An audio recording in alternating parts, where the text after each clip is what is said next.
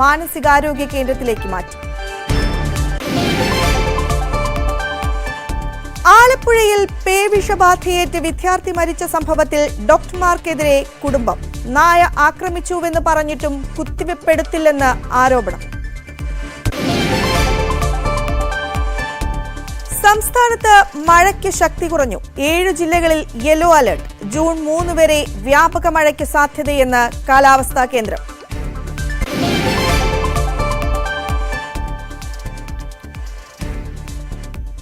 കാട്ടാനപ്പേടിയിൽ പാലക്കാട് കൊട്ടേക്കാട് നിവാസികൾ. കുട്ടികളെ സ്കൂളിൽ വിടുന്നത് പോലും പ്രതിസന്ധിയിൽ. പകൽ സമയത്തും ആനകൾ ജനവാസ മേഖലയിൽ.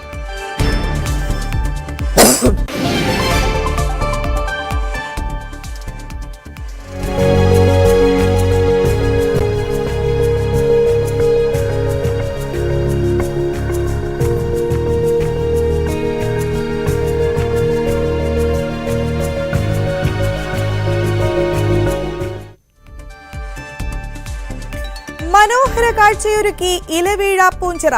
മഴ ആരംഭിച്ചതോടെ പൂഞ്ചിറയിലേക്ക് സഞ്ചാരികളുടെ ഒഴുക്ക്.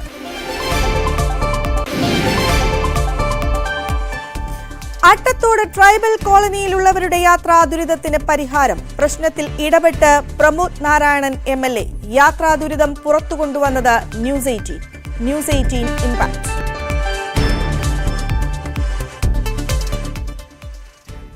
വാർത്തകളിലേക്ക് വിശദമായി. തിരുവനന്തപുരം വെഞ്ഞാറമൂട്ടിൽ അമ്മയെ വീടിനുള്ളിലാക്കി മകൻ വീട് കത്തിച്ചു. മാണിക്കൽ പ്ലാക്കീഴ് കുന്നുമുകളിൽ ചെമ്പൻ ബിനു എന്ന് വിളിക്കുന്ന ബിനുവാണ് മദ്യലഹരിയിൽ സ്വന്തം വീട് കത്തിച്ചത്. മാതാവ് ഇറങ്ങിയോടിയതിനാൽ ദുരന്തം ഒഴിവായി. പ്രദേശത്തെ സ്ഥിരം ശല്യക്കാരനാണ് ബിനുവെന്ന് സമീപവാസികൾ പറയും.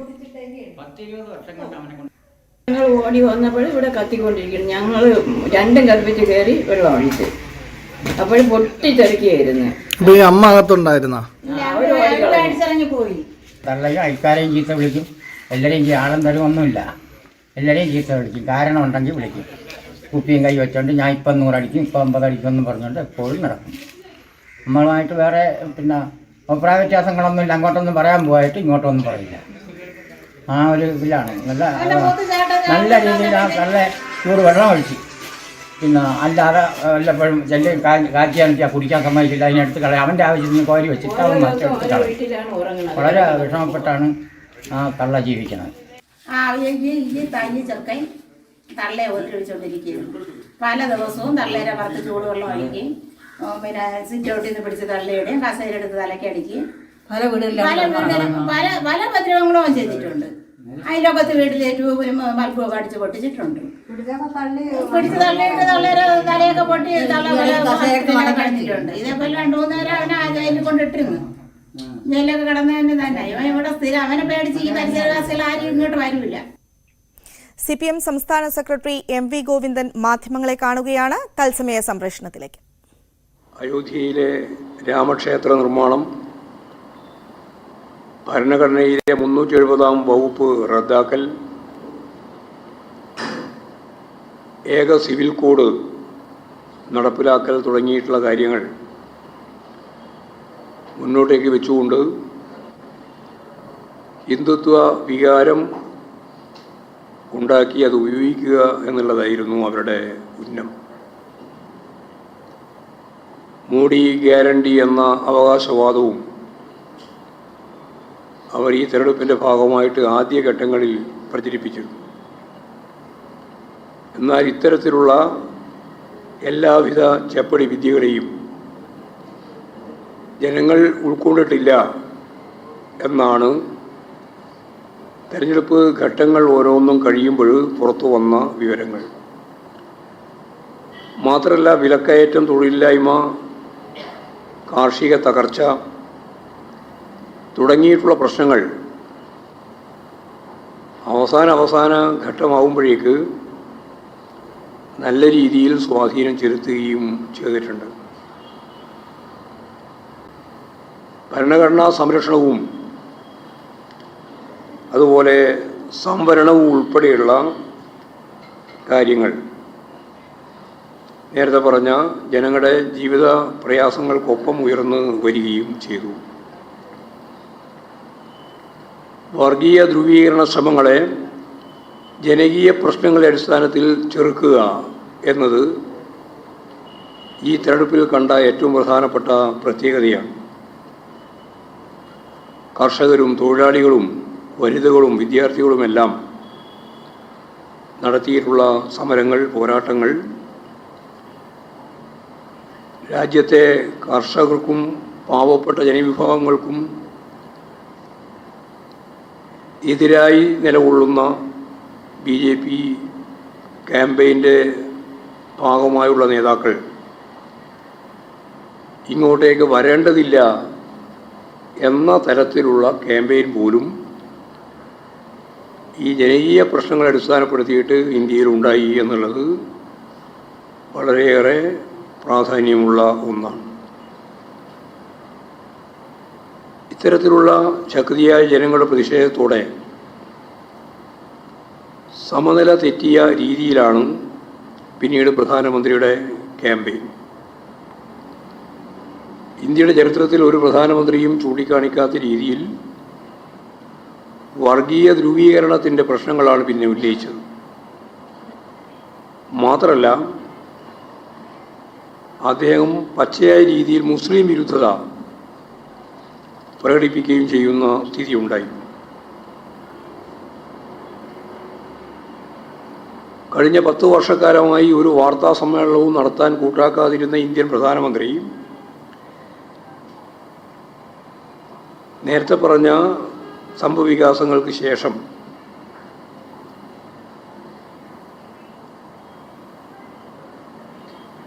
ന്യൂനപക്ഷ ജനവിഭാഗങ്ങൾക്കെതിരായി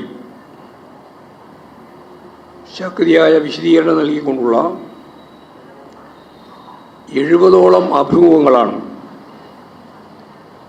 നൽകിയിട്ടുള്ളത് എന്നാണ് ഇപ്പോഴും മനസ്സിലാക്കാനാവുന്നത്. 70 അഭിമുഖങ്ങൾ ഇതിനിടയിൽ നൽകുകയുണ്ടായി.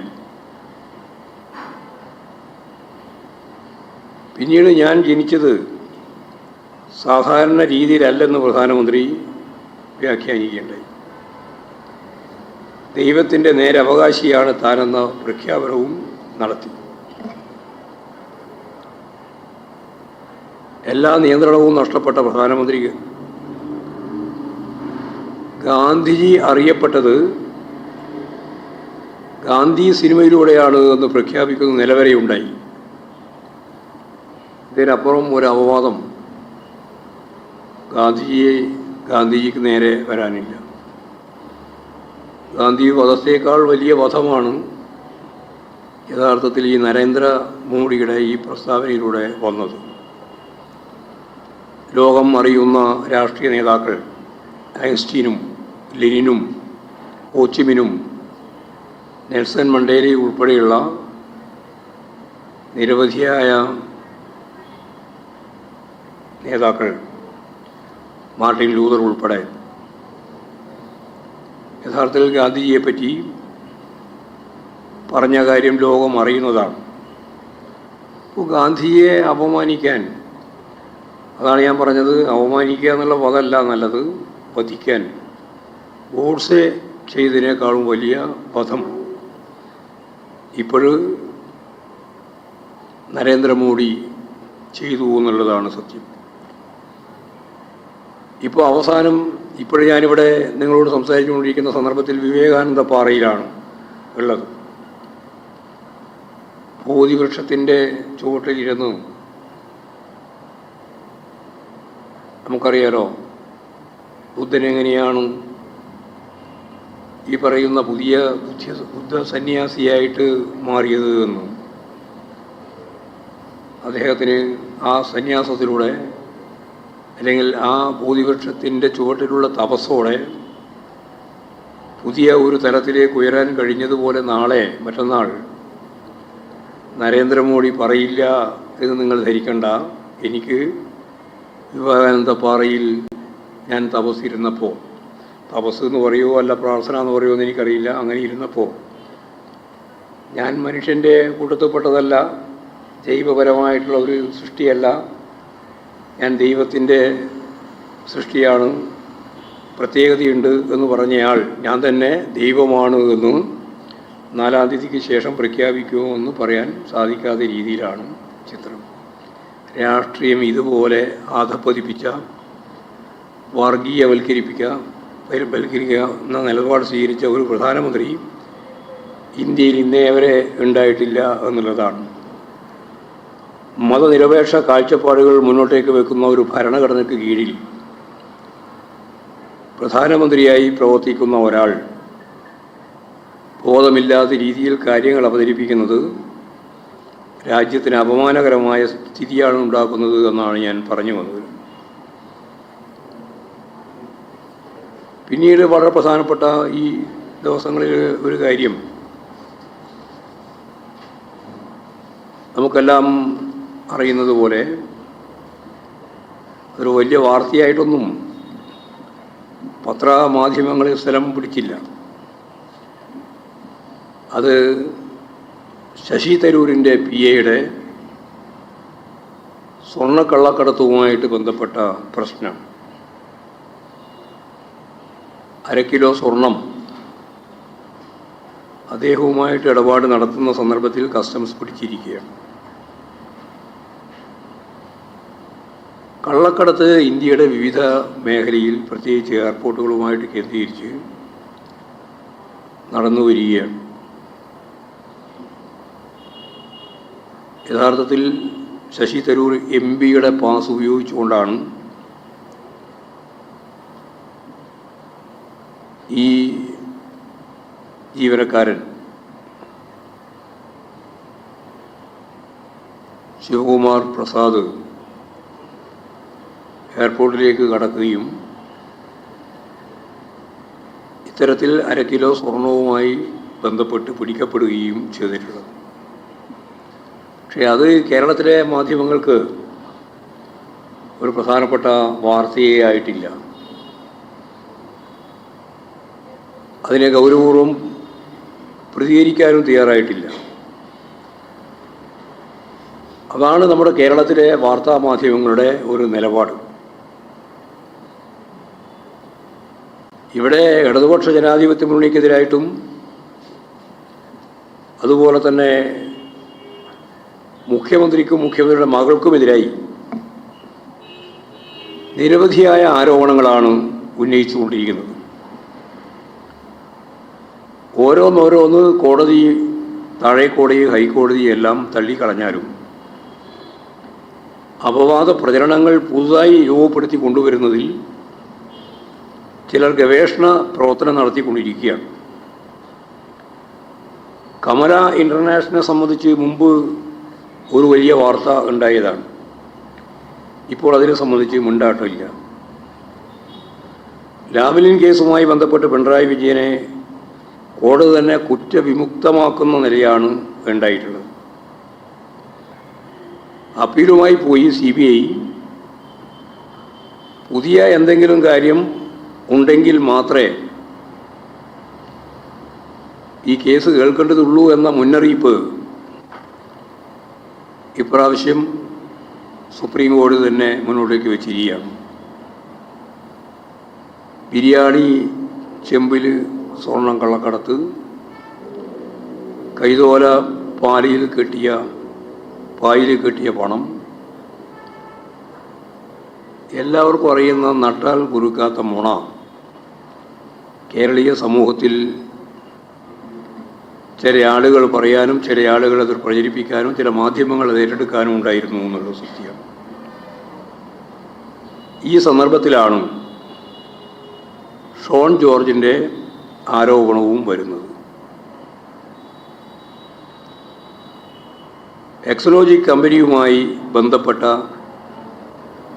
ആരോപണ പരമ്പര മാധ്യമങ്ങളും UDFും BJPയും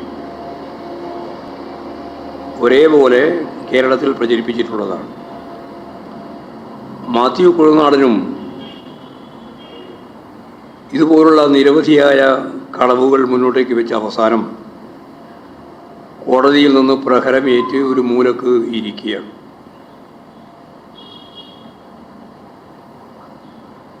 അദ്ദേഹത്തെ കോടതിയുടെ പരാമർശത്തോടെ ജനങ്ങളുടെ മുമ്പിൽ അപഹാസ്യമാക്കുന്ന നിലയാണ് ഉണ്ടായത്. എന്താണിതിലെ യഥാർത്ഥ സ്ഥിതിയെന്ന് മനസ്സിലാക്കാതെ കാര്യങ്ങൾ അവതരിപ്പിച്ച് വാർത്തയാക്കുന്ന സ്ഥിതി കേരളത്തിലെ UDFൻ്റെയും BJPയുടെയും ഒപ്പം നിൽക്കുന്ന മാധ്യമങ്ങളുടെയും ഒരു സ്ഥിരം ഏർപ്പാടായിട്ട് വരികയാണ്.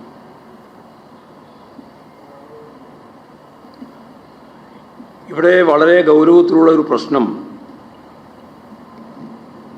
2011 രജിസ്റ്റർ ചെയ്ത ലണ്ടൻ, ഇറ്റലി, ജർമ്മൻ തുടങ്ങിയ രാജ്യങ്ങളിലെല്ലാം പ്രവർത്തിക്കുന്ന ഒരു കമ്പനിയാണ് എക്സലോജിക് കൺസൾട്ടിംഗ് എന്ന കമ്പനി. ഇങ്ങനെയുള്ളൊരു കമ്പനി ഉണ്ട് എന്നുള്ളത് ശരിയാണ്. കമ്പനി അവിടെ ഉണ്ട് എന്നുള്ളത് ശരിയാണ്. ഈ കമ്പനിയുമായി വീണക്ക് എന്തെങ്കിലും ബന്ധമുണ്ടോ എന്നുള്ളതാണല്ലോ വാർത്തയുടെ ഏറ്റവും പ്രധാനപ്പെട്ട ശ്രദ്ധേയമായ കേന്ദ്രം. അവരെന്നെ പറഞ്ഞു, വീണയുമായിട്ട് ഞങ്ങൾക്ക് യാതൊരു ബന്ധവുമില്ല. കമ്പനി അധികൃതർ തന്നെ ഇക്കാര്യം വ്യക്തമാക്കുകയുണ്ടായി. ഇവിടെയുള്ള കമ്പനിയുടെ പേര് എക്സലോജിക് സൊല്യൂഷൻ എന്നാണ്. വീണയുടേതായിരുന്ന ആ കമ്പനി അതിന് എക്സലോജിക് കൺസൾട്ടിംഗ് കമ്പനിയുമായി യാതൊരു തരത്തിലുള്ള ബന്ധവുമില്ല എന്ന കാര്യം ഇപ്പോഴും ചില മാധ്യമങ്ങൾ തന്നെ ശക്തിയായിട്ട് പറയുന്ന സ്ഥിതിയുണ്ടായി. റിപ്പോർട്ടർ ചാനലിലുള്ള അരുൺകുമാർ, ഞാൻ പേരെടുത്ത് ബോധപൂർവ്വം തന്നെ പറയുകയാണ്, ഇങ്ങനെ ഒരു വാർത്ത വന്നപ്പോൾ പ്രതിപക്ഷ നേതാവിനോടും അതുപോലെ ഈ ആരോപണം ഉന്നയിച്ച വ്യക്തികൾ ഉൾക്കൊള്ളുന്ന കേരളത്തിലെ അഴിമതി ആരോപണം ഉന്നയിക്കുന്നവരോടും ചോദിച്ചു, നിങ്ങൾക്ക് ഇങ്ങനെ രണ്ട് കമ്പനികളെ സംബന്ധിച്ച് വിവരം കിട്ടിക്കഴിഞ്ഞാൽ ഇത് രണ്ടും സൊല്യൂഷനും അതുപോലെ തന്നെ കൺസൾട്ടും രണ്ടും ഒന്നാണെന്ന് നിങ്ങൾ എന്തടിസ്ഥാനത്തിലാണ് വാർത്ത ചമച്ചത് എന്ന് അദ്ദേഹം ചോദിച്ചു. എക്സലോജിക് സൊല്യൂഷനും എക്സലോജിക് കൺസൾട്ടിങ് ഒരു കമ്പനിയാണ് എന്ന് നിങ്ങൾ എങ്ങനെയാണ് നിഗമനത്തിലെത്തിയത് എന്ന് അദ്ദേഹം ചോദിച്ചു. മറുപടി ഉണ്ടായിരുന്നില്ല. ഇപ്പോൾ രണ്ടും രണ്ട് കമ്പനിയാണ്. ഒരു ബന്ധമില്ലാത്ത രണ്ട് കമ്പനികളെ ചേർത്ത് കള്ളപ്രചാരവേല നടത്തി. ആ കള്ളപ്രചാരവേല പത്രത്തിൻ്റെ ഫ്രണ്ട് പേജിൽ മുന്നോട്ടേക്ക് വെച്ച് അതിനെല്ലാം ഒരു വസ്തുതാപരമായ പശ്ചാത്തലമുണ്ട് എന്ന് വരുത്താൻ മനോരമ ഉൾപ്പെടെ ശ്രമിക്കുകയും ചെയ്തു. ഇതാണ് അതിലുണ്ടായ ഏറ്റവും പ്രധാനപ്പെട്ട കാര്യം. അപ്പോൾ യാഥാർത്ഥ്യം എന്താണ് എന്ന് മനസ്സിലാക്കിയിട്ടും ആ കാര്യം മൂടി വെച്ച് എന്തോ ഒരു ബന്ധം ഈ രണ്ട് കമ്പനികൾ തമ്മിലുണ്ട്, അക്കൗണ്ടുകൾ തമ്മിലുണ്ട്, കമ്പനി അങ്ങനെയാണ് ഇങ്ങനെയാണ് എന്ന് പറയാനുള്ള ശ്രമമാണ് പിന്നീട് മനോരമ ഉൾപ്പെടെ നടത്തിയിട്ടുള്ളത് എന്നത് യഥാർത്ഥത്തിൽ കേരളത്തിലെ പത്രപ്രവർത്തക ധർമ്മം എത്രത്തോളം വല്ലാത്ത രീതിയിൽ വക്രീകരിക്കപ്പെട്ടിരിക്കുന്നു എന്നുള്ളതിൻ്റെ ഒരു ഉദാഹരണം ഞാൻ ചൂണ്ടിക്കാണിച്ചു എന്ന് മാത്രമേ ഉള്ളൂ. CPM സംസ്ഥാന സെക്രട്ടറി MV ഗോവിന്ദന്റെ വാർത്താ സമ്മേളനമാണ് കണ്ടത്. BJPക്കെതിരെയും ഒപ്പം തന്നെ മുഖ്യമന്ത്രിയെയും മകളുടെയും എക്സാലോജിക്കിന്റെ വെളിപ്പെടുത്തൽ, കാരണം വീണ വിജയന് യാതൊരു ബന്ധവുമില്ലെന്ന വെളിപ്പെടുത്തൽ ഉൾപ്പെടെയുള്ള കാര്യങ്ങളാണ് അദ്ദേഹം സംസാരിച്ചത്. ഇനിയൊരു ഇടവേള.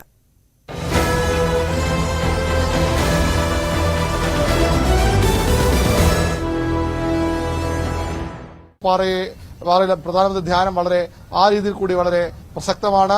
സ്വാമി വിവേകാനന്ദനോട് ബംഗാളുകാർക്കുള്ള, പശ്ചിമ ബംഗാളുകാർക്കുള്ള സ്നേഹം, അവരുടെ ആരാധനയൊക്കെ വളരെ പ്രശസ്തമാണ്. ബംഗാളിലേക്ക് കൂടുതൽ ശക്തമായി കടന്നു കയറാനുള്ള BJPയുടെ ശ്രമങ്ങളുടെ ഭാഗമാണ് ഈ നിശബ്ദ പ്രചരണ ദിവസം. പ്രധാനമന്ത്രി, അതും നാളെ പ്രധാനമന്ത്രിയുടെ മണ്ഡലമായ വാരണാസിയിലും തെരഞ്ഞെടുപ്പ് നടക്കുകയാണ്. അവിടെ ആ ദിവസം അദ്ദേഹം ഇവിടെ എത്തിയതിന് വലിയ രാഷ്ട്രീയ ലക്ഷ്യമുണ്ടെന്ന് പ്രതിപക്ഷം ആരോപിക്കുന്നു. അവർ സംശയിക്കുന്നതിന്റെ ഭാഗമായി പ്രതിഷേധങ്ങൾ ഉണ്ടാകുമെന്ന മുന്നറിയിപ്പ് DMKയും അതുപോലെ കോൺഗ്രസും ഒക്കെ നൽകിയിട്ടുണ്ട്. പ്രധാനമന്ത്രിയുടെ സന്ദർശനം റദ്ദാക്കണം, ഈ ധ്യാനത്തിന് അനുമതി നൽകുന്ന ആവശ്യപ്പെട്ട് തെരഞ്ഞെടുപ്പ് കമ്മീഷൻ സമീപിക്കുകയും ചെയ്തിരുന്നു. DMKയും അതുപോലെ കോൺഗ്രസും ഒക്കെ. അതൊന്നും തെരഞ്ഞെടുപ്പ് കമ്മീഷൻ ഇതുവരെയും അംഗീകരിച്ചിട്ടില്ല. പ്രധാനമന്ത്രി ധ്യാനത്തിന് അത്തരത്തിൽ ഒരു തടസ്സവുമില്ല. അദ്ദേഹം ഏറ്റവും ദീർഘമായ, ഏറ്റവും വിശ്രമമില്ലാത്ത ഒരു തെരഞ്ഞെടുപ്പ് പ്രചരണത്തിന് ശേഷം, മാസങ്ങൾ നീണ്ട പ്രചരണത്തിന് ശേഷം അദ്ദേഹം ഈ നിശബ്ദ പ്രചരണത്തിന്റെ ദിവസം ഇവിടെ എത്തിയത് വിശ്രമിക്കാനാണ്, അദ്ദേഹത്തിന്റെ ആത്മീയ കാര്യങ്ങളിലേക്ക് കടക്കാനാണ്. നേരത്തെയും പ്രധാനമന്ത്രി നരേന്ദ്രമോദിയുടെ ഇത്തരം ധ്യാനങ്ങൾ ഇന്ത്യൻ രാഷ്ട്രീയത്തിൽ വലിയ ചർച്ചയായിട്ടുണ്ട്. വലിയ ആവേശത്തോടുകൂടി BJP പ്രവർത്തകരും അതുപോലെ തന്നെ മോദിയുടെ അനുയായികളും ആരാധകരുമൊക്കെ ഏറ്റെടുത്തിട്ടുണ്ട്.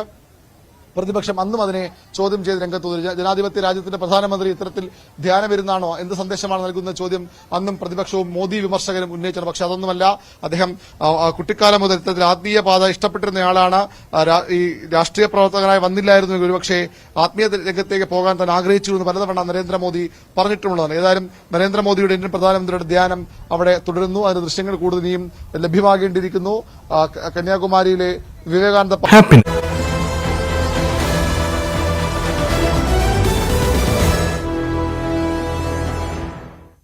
വാർത്തകളിലേക്ക് വീണ്ടും. ആലപ്പുഴ ഹരിപ്പാട് പേവിഷബാധയേറ്റ് 8 വയസ്സുകാരൻ മരിച്ച സംഭവത്തിൽ ഡോക്ടർമാർക്കെതിരെ ഗുരുതര ആരോപണവുമായി കുടുംബം.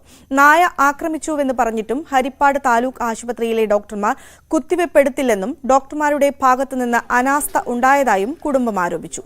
ഇന്നലെയാണ് 8 വയസ്സുകാരനായ ദേവനാരായണൻ പേവിഷബാധ മൂർച്ഛിച്ച് മരിച്ചത്.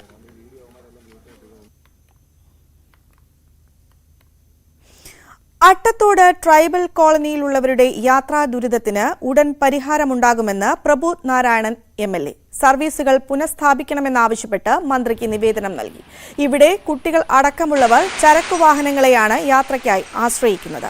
KSRTC service നിർത്തിയതോടെയാണ് കോളനിയിലുള്ളവർ പ്രതിസന്ധിയിലായത്. ഗ്രാമവണ്ടിയും ഇവിടേക്ക് ഇപ്പോൾ എത്തുന്നില്ല. കുട്ടികളുടെ യാത്രാ ദുരിതം ന്യൂസ് 18ലെ ഞാനുണ്ടിവിടെ ചോദിക്കാൻ പരിപാടിയിലൂടെ അധികൃതരുടെ ശ്രദ്ധയിൽ കൊണ്ടുവന്നിരുന്നു. ഗതാഗത മന്ത്രിയുമായി ഇക്കാര്യം ചർച്ച ചെയ്തെന്നും ഉടൻ പരിഹാരമുണ്ടാകുമെന്നും MLA ന്യൂസ് 18നോട് പറഞ്ഞു. അതിൻ്റെ കത്ത് തയ്യാറാക്കിയിട്ടുണ്ട്. ഈ വിഷയം ഏറ്റവും ഗൗരവത്തോടെ അദ്ദേഹത്തിൻ്റെ ശ്രദ്ധയിൽപ്പെടുത്തും. അപ്പോൾ അത് തീർച്ചയായിട്ടും അത്തരമൊരു കാര്യം പറഞ്ഞതിനും ഓർമ്മിപ്പിച്ചതിനും ഒരുപാട് സന്തോഷം. Thank you.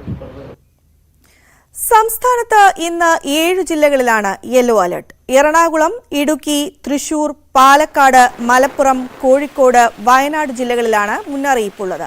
ജൂൺ 3 വരെ മഴയ്ക്ക് സാധ്യതയുണ്ട് എന്നാണ് കാലാവസ്ഥാ വകുപ്പിന്റെ മുന്നറിയിപ്പ്. സംസ്ഥാനത്ത് 130 ദുരിതാശ്വാസ ക്യാമ്പുകളിലായി 8359 പേരാണ് കഴിയുന്നത്.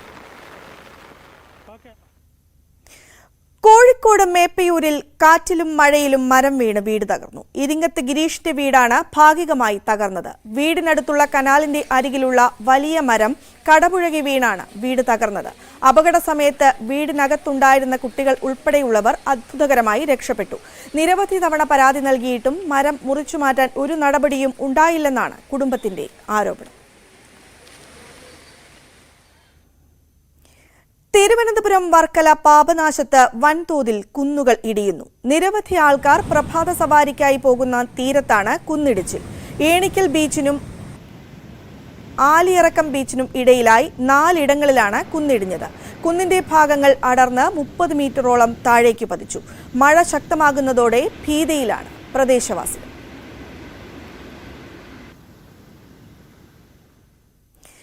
തലശ്ശേരി തീരത്ത് കടലിൽ കുടുങ്ങിയ ബോട്ട് കരയ്ക്കെത്തിച്ചു. ബോട്ടിലുണ്ടായിരുന്ന 2 പേരെയും ഹെലികോപ്റ്റർ വഴി രക്ഷപ്പെടുത്തി. കരയിൽ നിന്ന് 6 കിലോമീറ്റർ അകലെയാണ് കടലിൽ ബോട്ട് കുടുങ്ങിയത്. മണിക്കൂറുകൾ നീണ്ട രക്ഷാപ്രവർത്തനത്തിനൊടുവിലാണ് ബോട്ട് കരയ്ക്കെത്തിച്ചത്. കാഞ്ഞങ്ങാട് നിന്ന് താനൂരിലേക്ക് പോവുകയായിരുന്നു ബോട്ട്. കോസ്റ്റൽ പോലീസും നാവികസേനയും സംയുക്തമായാണ് തെരച്ചിൽ നടത്തിയത്. എൻജിൻ തകരാറാണ് ബോട്ട് കടലിൽ കുടുങ്ങാൻ കാരണം. ലോക പുകയില വിരുദ്ധകൾ നോക്കാം. കവിത ഗോൾഡ് ആൻഡ് ഡയമണ്ട്സ് ഇന്നത്തെ സ്വർണം വെള്ളി നിരക്കുകൾ നിങ്ങൾക്കായി സമർപ്പിക്കുന്നത്. വലിയ സ്വപ്നങ്ങൾ, വലിയ സന്തോഷങ്ങൾ, വലിയ collection. Kavitha gold and diamonds. സ്വർണം 22 കാരറ്റിന് ഗ്രാമിന് 6655, പവന് 53,240. സ്വർണം 18 കാരറ്റ് ഗ്രാമിന് 5540, പവന് 44,320. വെള്ളി ഗ്രാമിന് 99, കിലോയ്ക്ക് 99,000. കവിത ഗോൾഡ് ആൻഡ് ഡയമണ്ട്സ് ഇന്നത്തെ സ്വർണം വെള്ളി നിരക്കുകൾ നിങ്ങൾക്കായി സമർപ്പിക്കുന്നത്. വലിയ സ്വപ്നങ്ങൾ, വലിയ സന്തോഷങ്ങൾ, വലിയ collection. Kavitha gold and diamonds. സകലമാന കേരളം പൂർണ്ണമാവുകയാണ്. നമസ്കാരം.